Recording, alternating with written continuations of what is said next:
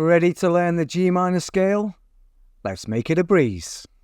Perfect for beginners looking to conquer this essential musical skill. First, the treble clef.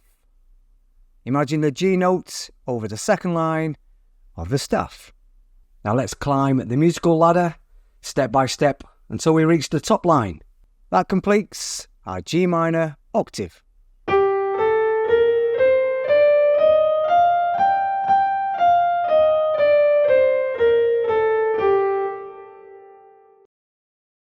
Now for the bass clef.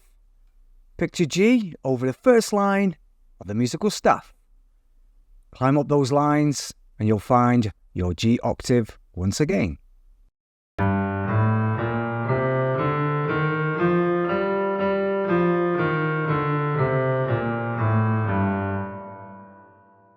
Remember those two flats?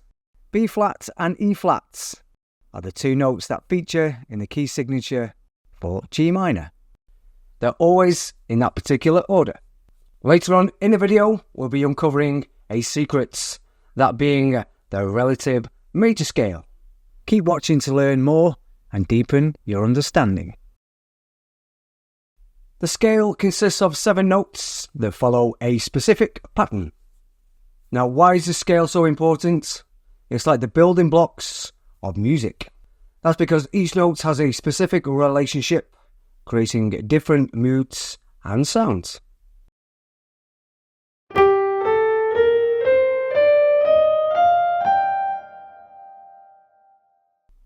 Let's talk chords. The G Minor Triad is like a musical trio, made up of the notes G, B flats, and D. These notes work together to create harmonious sound. Harmonizing the minor scale is like building a musical house. You use chords that fit the scale's notes, and this helps you understand how music works and how to create your own songs.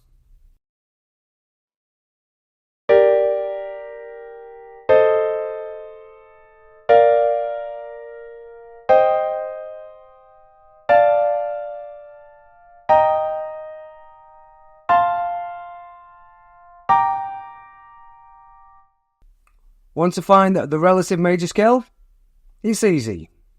Just count 3 steps forward from the tonic notes. This is the first note of the scale.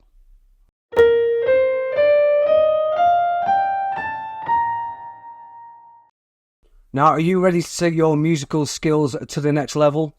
The circle of fifths is a must-know for any beginner. Let's explore it together, shall we?